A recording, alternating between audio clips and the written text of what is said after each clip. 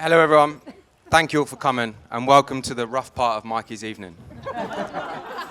For those of you who don't know, my name's Ben, this is Ellis, and this is Dan, aka Wilson, and we are Mike's three wise men. Please bear with us for this speech. We were far too embarrassed to practice amongst the three of us, so we thought we'd give it a crack in front of 150 people instead.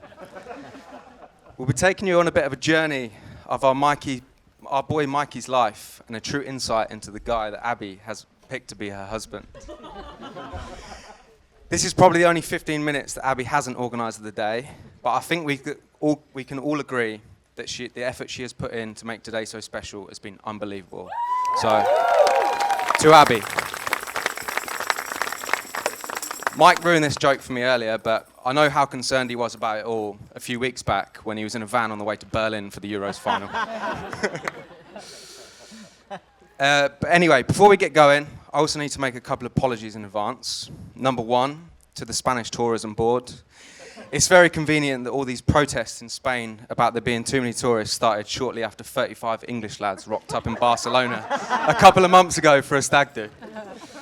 And number two is to Mike's mum Amanda, for the trauma she may incur after hearing this speech. We've got some stories about a special little Mikey Moo, who she believes is a saint, but we all know a little different, so sorry, Amanda. The first time I met Mike was in year 4. I just rocked up to a new primary school on my first day with a brand new Champions League football. I remember being approached by a gang of lads who Mike was already the self-established leader of and asked to give him my ball. When I declined, I was met with a response of, "Fuck off then, you fat shit." And he walked off. What a great first day that was. This was way before all the CrossFit and the steroids, so I'm not really sure I stood for it, to be honest. Who would have known back then that I'd be standing up here saying a few words for my best mate on his wedding? There was also that time when we were kids, we thought it would be funny to nail the house down the road with water balloons. It was funny until we got chased by the owner and his 2 massive German shepherds. You can only imagine the fear on my face when Mike locked me out of his back gate and I had to face the consequences by myself. Or what about the time you came on a family holiday with us when we were about 13 and you vomited at the foot of my parents' bed while they were sleeping after a few too many vodka Red Bulls? As many light-hearted stories as there are, despite what Chris said, one thing that is to be taken seriously is mine and Mike's love for the Arsenal. We've had some ups and downs throughout the years, but shared many great memories. From distracting traffic on the Parkway, waving flags after our double winning season in 2002, to storming the pitch at the Emirates after winning the 2014 FA Cup. It's always handy as well to have a best mate who can afford 2 of the most expensive season tickets in the world. All jokes aside though, there are a couple of things I have to say. We are a very unique group as homeboys from Peterborough, sticking together through thick and thin since we were kids, and now with all our own lives in different parts of the world. I couldn't be happier for Mike and the life that he has made for himself and the special person that he has decided to share it with. Whether you guys are stomping through the crowds at Glastonbury Festival or on a holiday somewhere fancy what seems like every couple of weeks, you always make time for the people that you hold closest, which I think shows what special people you both are. And I look forward to seeing what the next chapter of your life brings. Thank you so much for allowing me to be a part of this day. I'm absolutely honoured to be stood up here and celebrate such a happy occasion with you both. I only wish we could spend Christmas in New Zealand together every year. But anyway, before we get too soppy and I start crying, I'm going to hand you over to my good friend Wilson to fill you in a little bit about Mikey's antics growing up.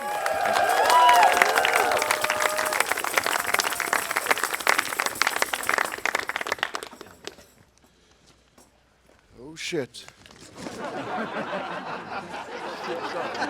It's got real.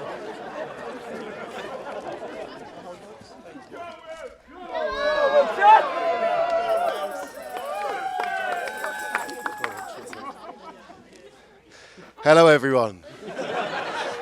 I'm Dan, and I'm honoured with being one of the fellow best men that are beside me today.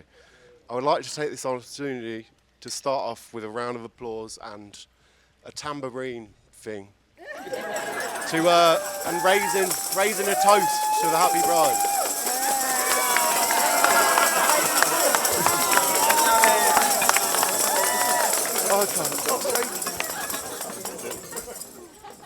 I would like to thank all the guests today that have had to remortgage their houses in order to be here. I'm not really one for speeches, this being probably the first speech I've ever given. I wanted to keep this short and to the point.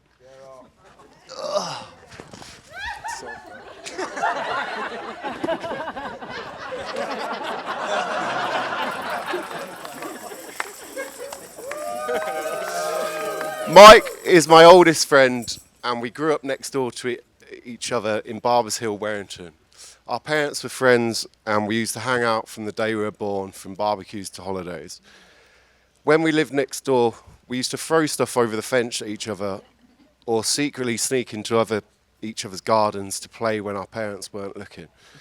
For all the memories, it brought me to this one over this fateful fence, in which he would get me to look through the little holes, and then, with his super soaker, would shoot me straight in the eye. As a child, I had an eye patch and glasses. I've only recently had to start wearing them again. It has taken me 33 years to realise that this is your fault. All those times I was called Four Eyes or Pirate Kid, or could have been avoided. As we grew up, we went to the same schools and events, and we started up our own local gang called the BH Bombers, which we would troll the streets of Warrington, swapping Pokemon cards and Beyblades, just generally being little shits in our FUBU and Sean Paul hoodies. Mike has many good traits. He is highly focused, bright, confident, but there are many occasions where this would come into doubt over the years. One time we had rugby training after school and decided to go into our canteen and pour our own slush puppies from the machine for the walk home. He came up with a cunning plan, and that was to walk out with them in plain sight, and if we get caught, say we brought them at lunchtime and kept them in a random fridge in the art department. As he proudly walked to the exit, slush puppy in hand, we came across the AMV's principal, who coldly smiled and says, "Where did you get those slush puppies from?" It was safe to say they didn't buy the cunning story he had come up with. After an entire day of interrogation, the teacher came to me and said he had confessed, and we both got excluded. He got an extra day for taking the rap.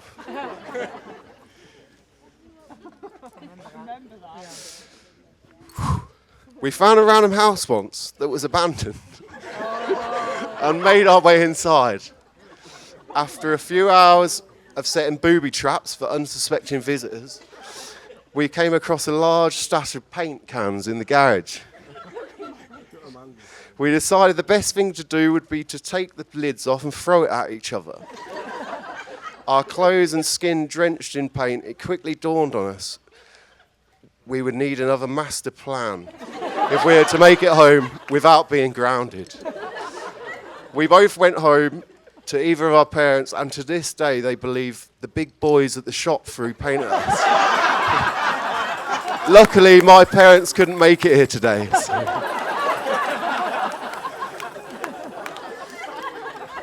Right. I've heard Chris is a bit of a football hooligan, so I thought I'd end this on a bit of a football hooligan point. So I thought with the last... I would finish after what... So I thought my last story, I would finish with the time we decided to join a football hooligan firm when we were 15. After watching countless episodes of Football Factory in Green Street, we decided to join the feared and revered Peterborough United baby squad. After putting on our knockoff Stone Iron jackets from eBay, beers in hand, we got the train to Lincoln on our first outing. After arriving in Lincoln, we split up into smaller groups and made our way through the town centre to avoid the Rozzers. Once on our own, feeling invincible, we walked past the local Weatherspoons, only to be confronted by the Lincoln Transit Elite adult firm, who, 50 strong, walked across the road to us, got on our faces and scared the complete crap out of us. It was safe to say our football hooligan days are over. This brings me to the last point. For all these experiences of stealing, lying, and feeling invincible, I feel this has set Michael up perfectly for working in the banking sector.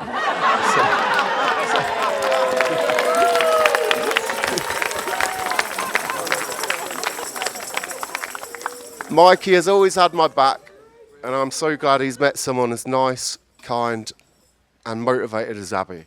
And I wish you both the very best in the future. To all of Mikey's friends and family, thanks for everything to this day.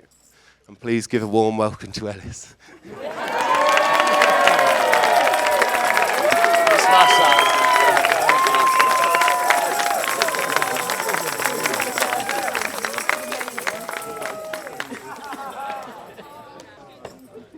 How the hell do you follow Wilson? I mean, bloody hell.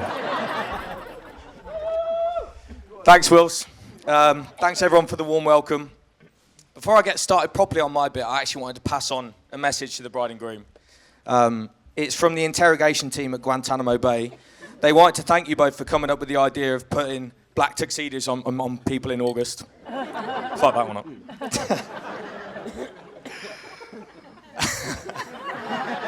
Oh, here we go. My name's Ellis. Me and Mikey met when we were 19 years old, and he's been my best mate ever since. We bonded over football, our Peterborough heritage, and the fact that we tend to be on the same page on just about everything. We've lived together on several occasions over the last 14 years, and I've had a front row seat to him maturing into the 33-year-old tuxedo-wearing CrossFit stud before us tonight. But as you may have gathered from Ben and Dan, Mikey hasn't always been this refined. The man that Abby met in that Nottingham nightclub during their Freshers' Week was quite different. Now, you wouldn't exactly call Mikey a domestic god today, but the university version of Mikey makes the current one look like Mary Berry. Mikey was so well looked after by Tony and Amanda growing up that by the time he arrived at university and was expected to use an oven by himself, it must have felt like being asked to stir the oxygen tanks on Apollo 13.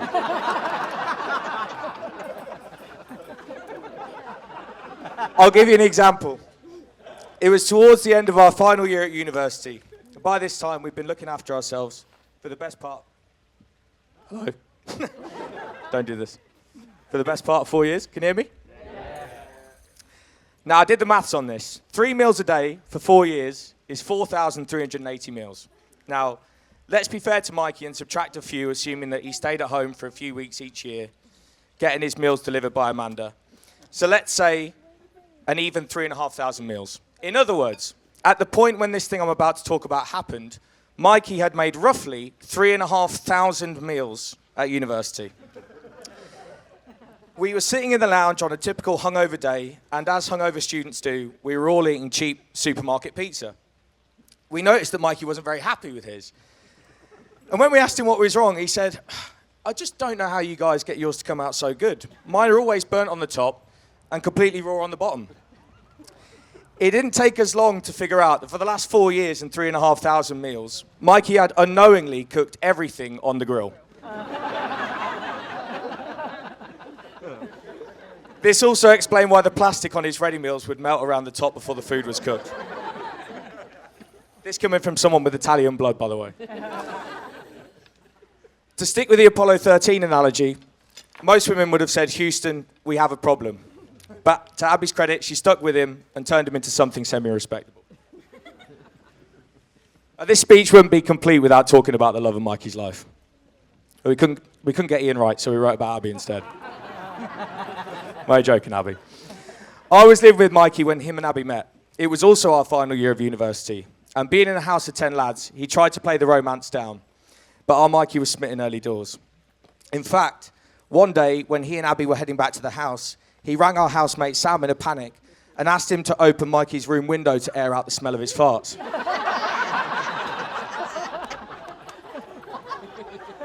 And that's when I think we knew this one's a bit special. Shout out to Sam, by the way, he reminded me of that one a few weeks ago. 11 years later, here we are. So what have we learned about Abby in that time?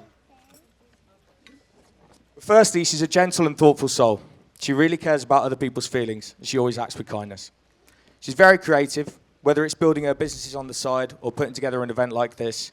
I'm sure Mikey won't mind conceding that most of this amazing wedding is Abby's brainchild.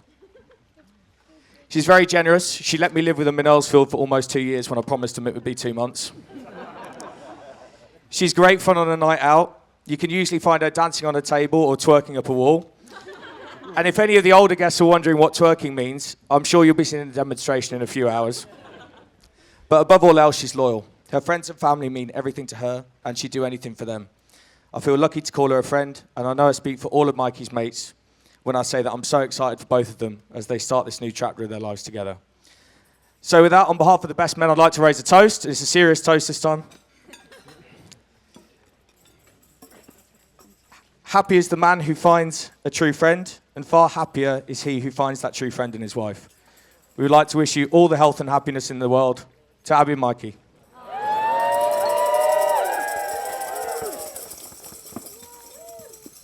Let's get smashed.